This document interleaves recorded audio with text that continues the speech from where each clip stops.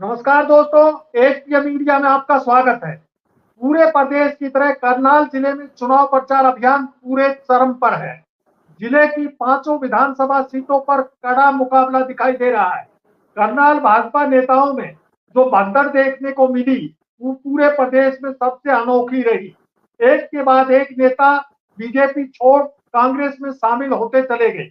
आज हम CM city Karnal में मची भगदड़ के कारणों पर चर्चा के साथ जिले की सभी विधानसभा सीटों पर उभर रहे चुनावी समीकरणों को समझने का प्रयास करेंगे। इसमें हमारा सहयोग करेंगे वरिष्ठ पत्रकार केबी पंडित। पंडित जी, एक पीएम इंडिया के मंच पर आपका स्वागत है। आप पंडित जी, हाँ करनाल 10 साल सीएम सिटी रहा है। भाजपा के मुख्य रणनीतिकार केंद्रीय मंत्री मनोहर लाल खट्टर करनाल से ही सांसद है। निवर्तमान विधायक और कार्यवाहक मुख्यमंत्री नायब सैनी ने करनाल छोड़कर लाडवा से चुनाव लड़ने का फैसला किया। क्या उन्हें यहां से अपनी हार का डर था? इसके साथ ही भाजपा ने इस बार यहां से मनोहर लाल खट्टर के खासम खास जगमोहन आनंद को मैदान जंग में उतारा है। जगमोहन के मुकाबले में कांग्रेस ने पूर्व विधायक सुमिता सिंह को खड़ा किया है। दोनों के बीच सीधी टक्कर है। इस बार यह कौन से समीकरण प्रबल हो गए जो बीजेपी खाली होती नजर आ रही है? देखो, ऐसा है कि ये आपने ठीक कहा कि बीजेपी खाली होती जा रही है। उसका कारण ये है, आदरणीय खट्टर ने जिस तरह से 9.5 साल राज किया, जी लगता तो वो ये था कि वो हरियाणा में हार जीत में पार्टी के हीरो होंगे। जी लेकिन उन्होंने जिस तरह से हालात पैदा किए, जिस तरह उन्होंने किसान वर्ग को नाराज किया, जी सरकारी कर्मचारियों को नाराज किया, जी सरपंच को सबको नाराज किया, आशा जी वर्कर, दूसरे तरह के सारे कर्मचारी और सब उससे परेशान रहे। उसका कारण था खट्टर की गलत नीतियां और कोई भी फैसला न करने का उनका स्थिति। वो हर जी चीज में अड़ जाते थे, फिर दबाव पड़ता था, फिर झुक जाते थे। उसी जी खेल में उन्होंने अपना सारा खेल बिगाड़ लिया। और आज बड़ी दुर्भाग्य की स्थिति है। करनाल, जो उनका 10 साल से कार्य क्षेत्र रहा, निर्वाचन जी क्षेत्र रहा, सबसे ज्यादा उसको यहाँ काम करना चाहिए था। अब इस तरह से उसको डर सताने लगा। अब पब्लिक मीटिंग का रास्ता छोड़कर वर्कर मीटिंग का रास्ता अपना रखा है। और जब जी आदरणीय प्राइम मिनिस्टर जी कुरुक्षेत्र आए थे तो उनका बैकड्रॉप भी हटा दिया गया था और उनके कोई नाम लेवा भी नहीं था। जी और उसके बाद ये मैसेज गया। दूसरा, उन्होंने अपने जीवन में जो ब्लंडर किया वो करा, कुमारी शैलजा के बारे में ये कह के, कुमारी शैलजा को हम आमंत्रित करते हैं। और मेरे ख्याल में इतना बड़ा नेता पूरी तैयारी के बाद, समझने के बाद इस तरह की अनाउंसमेंट करता, लेकिन उन्होंने अनाउंसमेंट कर दी। और लगता ये था कि उनकी जो सारी ये अनाउंसमेंट थी श्रीमती किरण चौधरी के आशा पर थी, क्योंकि किरण चौधरी और शैलजा जी के बीच गहरे संबंध हैं, दोस्ताना जी संबंध रहे हैं। तो मुझे ये लगता है कि उन्होंने कहा था कि मैं तोड़ लाऊंगी, क्योंकि वो खुद भी जी टूट के गई थी। फिर वो इतनी प्रभावी होगी वो बीजेपी में, अब उनको राज्यसभा की टिकट भी दे दी, फिर बेटी को तोशाम से भी टिकट दे दी। अब उसके जी हौसले बढ़े हुए थे। उसने शैलजा के बारे में पार्टी हाईकमान को आश्वासन दे दिया कि मैं ले आऊंगी। लेकिन शैलजा ने जो जवाब दिया उससे जी मुंह की खानी पड़ी इनको। शैलजा ने कहा कि मेरी तो लाश भी तिरंगे में जाएगी, ये फैसला कर चुकी हूँ, कांग्रेस जी छोड़ने का कोई सवाल ही नहीं उठता। तो इससे बाद बड़ा जूता इनको मारा नहीं जा सकता। और शर्म की बात हो सकती है, और कितना बड़ा नेता पब्लिक में दावा करे, किरण शैलजा आ रही है हमारे पास, बात हो रही है, जी हरियाणा का मुख्यमंत्री भी ये दावा करे शैलजा जी आ रही है, और कांग्रेस के सारे नेता, हाई कमांड के नेता भी शैलजा आ रही है, शैलजा आ रही है। और वो शैलजा ने सारी गाड़ी को उनकी पलट दिया। तो ये और भी दुर्भाग्य तो चल ही रहा था। उसका ये 10 साल से निर्वाचन क्षेत्र रहा, वहां वो पब्लिक मीटिंग करने की स्थिति में नहीं, वर्कर्स जी मीटिंग में आगे जान बचाने के लिए। और ये भी इसलिए आना पड़ा कि उन्होंने अपने जो स्ट्रॉन्ग कैंडिडेट बन सकता था वो थी हरियाणा की 10 साल तक रेणुबाला गुप्ता जो मेयर रही थी, वो स्ट्रॉन्ग कैंडिडेट थी और वो मुकाबला भी करती, लेकिन उसकी टिकट काट के जगमोहन आनंद को दे दी। जगमोहन आनंद खट्टर के तो भगत हो सकते हैं, लेकिन जगमोहन आनंद पब्लिक के कितने प्यारे हैं ये टेस्ट भी हो रहा है। अब खट्टर को गली गली वर्कर को बुला के बात करनी पड़ रही है। तो उनके उनके जो जमाने में पैदा हुए थे लोग, जिन्होंने उनको नेता बनाया या चुनाव के लिए तैयार किया, वो खट्टर यहाँ अब करनाल में चुप बैठे हुए हैं। चर्चा ये है पब्लिक में, अब जहां नरेंद्र मोदी जी ने यहाँ बीजेपी का हरियाणा में उदय किया था, अब ये अस्त करेगा खट्टर इसको, क्योंकि खट्टर की स्थिति बहुत बढ़िया नाजुक है, पब्लिक में जा नहीं सकता। टिकट मिलते ही कांग्रेस की और बीजेपी की टिकट डिक्लेयर होते ही बीजेपी में जो भगदड़ मची, ऐसी भगदड़ तो पूरे हरियाणा में कहीं नहीं देखने को मिली जैसी करनाल में। उसका क्या खास उसका कारण यह था कि खट्टर ने सबको आश्वासन दे रखे थे भजन लाल की तरह, सबको ये कह रखा था टिकट तुम्हें मिलेगी। उदाहरण के तौर पर असंध में जब बागी कैंडिडेट खड़ा हुआ जिले राम शर्मा, वो कांग्रेस के पुराने नेता थे, उनको सीएम हाउस, वो जो जिले राम ने बताया वो बता रहा हूं मैं, ये सुनी सुनाई बात नहीं कह रहा, जो उन्होंने मुझे बताई। उन्होंने बताया कि खट्टर ने मुझे बुलाया सीएम हाउस में और कहा भी तुम्हें गोगी को टिकट मिलेगी, वो सिटिंग एमपी है, वो एमएलए है आपका, तो आपके कोई चांस नहीं है, बीजेपी में मैं चुनाव लड़ा सकता हूँ, हमारे पास भी कोई उम्मीदवार नहीं है। जिले राम उनके आश्वासन पर बीजेपी में शामिल हो गया। टिकट डिक्लेयर करने से 3 दिन पहले तक उन्होंने उनको आश्वासन दिया तेरी टिकट पक्की है, लेकिन जब टिकट का अनाउंसमेंट हुआ तो जो जिला अध्यक्ष थे योगेंद्र राणा, उनको टिकट मिल गई। उन्होंने कहा पंडित जी मैं क्या करूं, मैं पब्लिक के बीच बीजेपी के नुमाइंदे के रूप में जा रहा था, अब पब्लिक ने कहा खड़े हो जाओ, सबने आश्वासन दे दिया, मेरा वर्कर भी तैयार था, अब मैं खड़ा नहीं होऊंगा तो मेरी और दुर्गति होगी। उसने बागी रुख अपनाया। आज कांग्रेस से असली मुकाबला उसका है और बीजेपी कैंडिडेट तीसरे नंबर पर है। दूसरी बात ये रही, अब जैसे ही रेणुबाला का टिकट काटा, जगमोहन को टिकट दिया तो एक अफरा तफरी का माहौल बन गया। फिर पहले नायब सिंह ने रेणुबाला के यहाँ पहुंचे, फिर खट्टर खुद पहुंचा, उनको मनाया, उन्होंने कहा चलो मैं चुनाव नहीं लड़ूंगी। लेकिन ये बात है वो जिसका 10 साल के बाद जिनका अपना जनमत जिनके साथ था, वो पब्लिक के बीच नहीं भी जाए तो उनका इशारा तो काफी है। तो उनका इशारा मुझे नहीं पता वो बीजेपी की सपोर्ट कर, कांग्रेस की सपोर्ट करेंगे कि नहीं करें, लेकिन उनका चुप रहना भी घातक है, चुप रहना भी नुकसानदेह। तो इसी तरह ही करनाल में क्या स्थिति लग रही है? सुनीता सिंह कांग्रेस की उम्मीदवार आगे या जगमोहन आनंद कुछ कर दिखाएंगे कमाल? ऐसा है कि बीजेपी के लोग ये दावा कर रहे हैं डे बाय डे अब हम इम्प्रूव कर रहे हैं और सुनीता सिंह पहले दिन से ही आगे थी, तो अभी उनकी स्पीड आगे है। और वो जो बात मीटिंग होगी, यानी आजकल तो हीरो जो हैं श्रीमान भूपेंद्र सिंह हुड्डा हैं, वो जिस दिन आएंगे उस दिन वो पासा बदल देंगे वहां, क्योंकि खट्टर से पासा बदलने की स्थिति बनी। वर्कर मीटिंग लेता है, पब्लिक मीटिंग तो ले नहीं सकता। उन्होंने इसी तरह ही इंद्री में भी पुराने करण कंबोज जो है बीजेपी बैकवर्ड सेल के जो अध्यक्ष थे स्टेट के, उनको आश्वासन दिया तेरी टिकट पक्की, तेरी टिकट पक्की। आखिरी दिन उनका पासा बदल दिया कि वर्तमान विधायक जो राजकुमार कश्यप हैं उनको ही हम टिकट देंगे, और उन्होंने बागी रुख अपनाया। पहले तो खड़ा होने का करा, मुख्यमंत्री भी उसके यहाँ गए, खट्टर साहब ने उसको मनाया, सेंटर में बुलाया, उनको आश्वासन दिए तरह तरह के और कहीं एडजस्ट कर लेंगे। आखिरी में वो इनके प्रयास से इतने नाराज हुए और उन्होंने बीजेपी न केवल बागीपन छोड़ दिया बल्कि कांग्रेस में शामिल हो गए।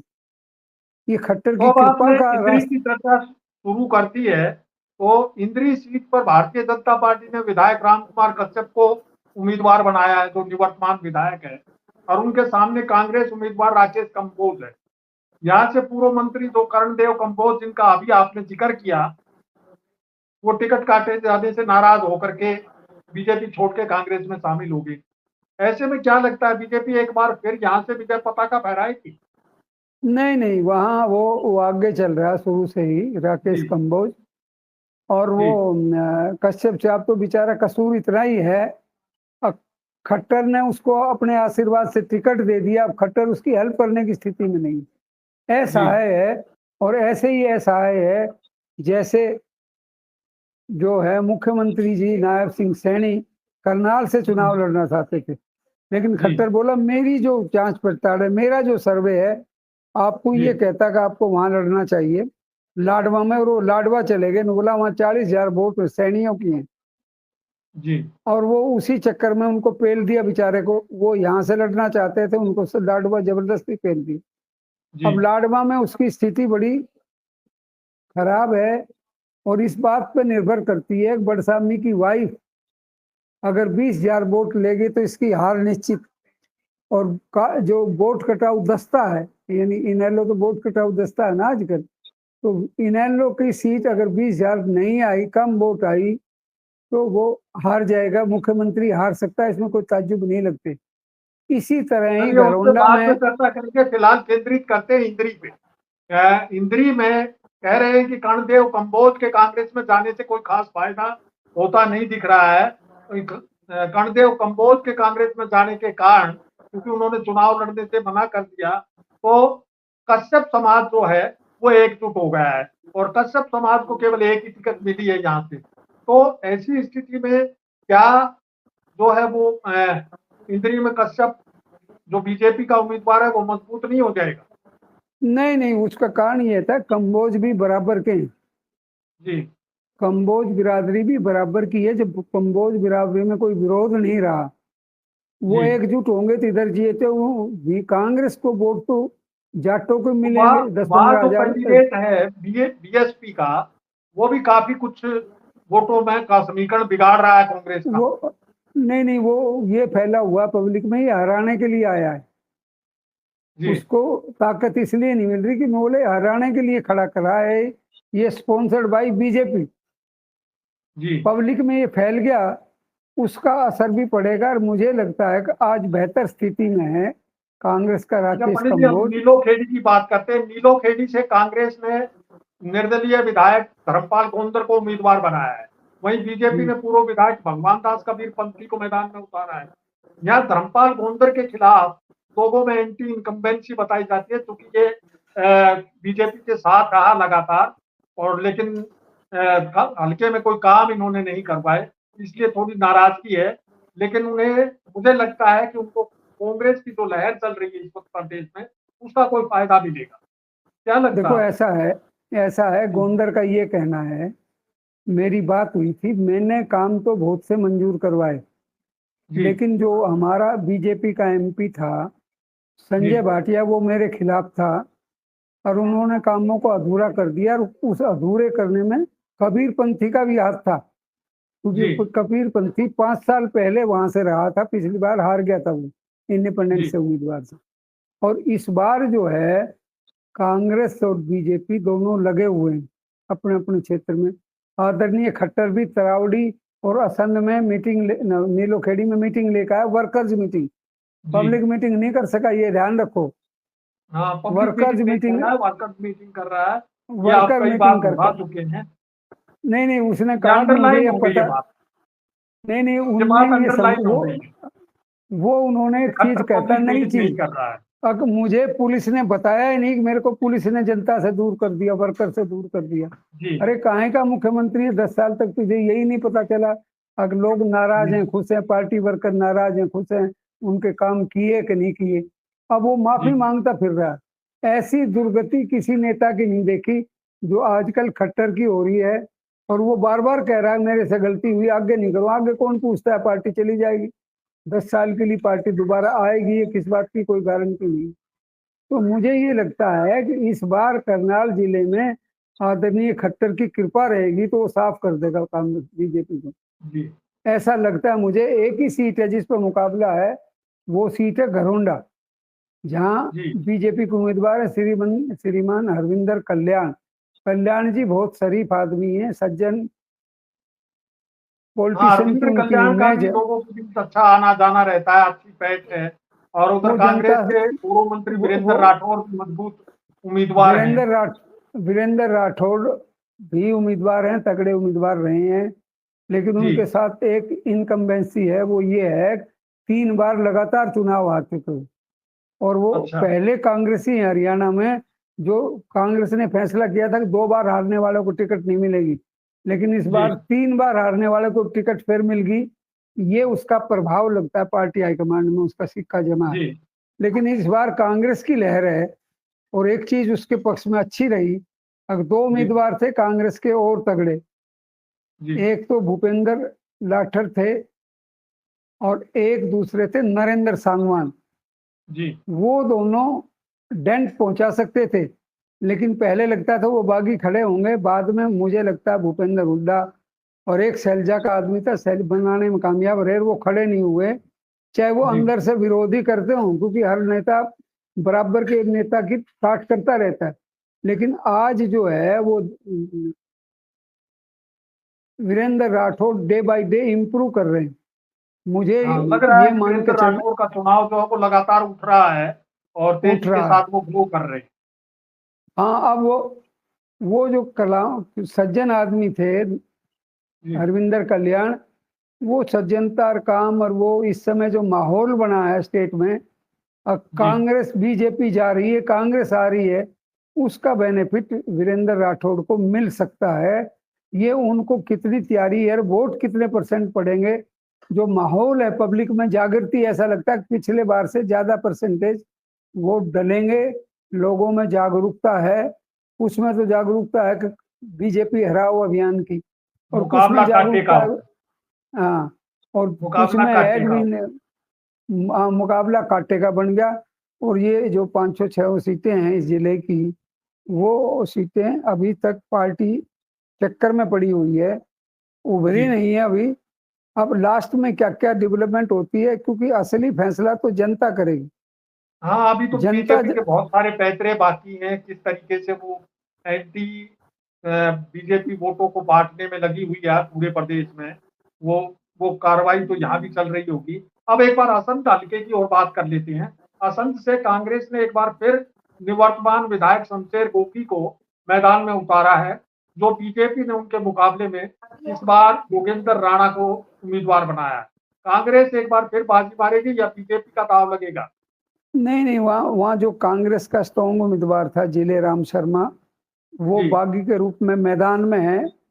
जी खट्टर ने उसको मनाने की बड़ी कोशिश करी, आश्वासन दिया आगे एडजस्ट कर लेंगे, उन्होंने बोला जी अब टिकट नहीं दे सके, आगे क्या एडजस्ट करोगे। तो अभी तो ये लगता है कि जिले राम ने काफी इम्प्रूव किया है, तीसरे जी नंबर पे बीजेपी उम्मीदवार चला गया है। जी लेकिन अभी राहुल गांधी के वहां आने की संभावना है 1-2 दिन में। जी अगर राहुल आ जाता है तो समझो कांग्रेस की सीट निश्चित जीत है। जी अभी ये समय बताएगा ये अब जिलेराम कितनी किसको सीट। नुकसान पहुंचाएगा, बीजेपी को या कांग्रेस को? वो बीजेपी का बागी है, नुकसान तो बीजेपी को कराएगा। वो कह अच्छा रहा है कि जितना मेरा नुकसान खट्टर ने किया आश्वासन झूठा देकर, मुझे जी पब्लिक में एक्टिव कर दिया, मैं गांव गांव जी घूमा, वर्कर को नए सिरे से मैंने तैयार किया, और मेरी आखिरी में टिकट काट दी, फिर सॉरी कह दिया। बोले सॉरी जी को मैं क्या करूं, मेरा तो 5 साल का मेहनत चली गई सारी पब्लिक के बीच, जो मैं जुड़ा रहा था। अब मैं चुनाव नहीं लड़ूंगा तो खत्म हो जाऊंगा, खट्टर का तो क्या असल में बिगड़ेगा। त्रिकोण में मैं मुकाबला हो गया। न त्रिकोण नहीं, सीधा मुकाबला उनका है, तीसरे नंबर पर है बीजेपी। तो मेरा मतलब ये था कि इस समय मैं ये यानी बता रहा हूँ वहां फिर नैतन्य दोबारा। और कांग्रेस के बीच मुकाबला है और तीसरे स्थान पर आपके हिसाब से बीजेपी जा रही है। हाँ, और एक चीज और है जो मैं जी रिपीट कर रहा हूँ मैं, अब हाँ जो नरेंद्र मोदी ने बीजेपी का उदय किया था, अस्त जी ये खट्टर करनाल से शुरू करेगा। पंडित जी, आपने करनाल जिले की सभी विधानसभा सीटों का चुनावी गणित विस्तार से समझाया और हमारे दर्शकों के साथ वहां के मुद्दे साझा किए। इसके लिए आपका बहुत बहुत धन्यवाद। कुल मिलाकर देखा जाए तो करनाल और नीलोखेड़ी विधानसभा क्षेत्रों में कांग्रेस आज के दिन तक आगे दिखाई पड़ रही है, जबकि घरौंडा, इंद्री और असंध में कड़ा मुकाबला है। एक तरह से लगता है कि अब जो है अंतिम दौर की तरफ जो है वो विधानसभा चुनाव पहुंच रहा है और ऐसे में दो उम्मीदवार अब बढ़त ले रहे हैं। वो आगे तक बढ़त बनाए रख सकते हैं। तो इसी तरह जल्द फिर हाजिर होंगे किसी अन्य जिले का समीकरणों को लेकर के। आप तब तक के लिए इजाजत दीजिए। नमस्कार।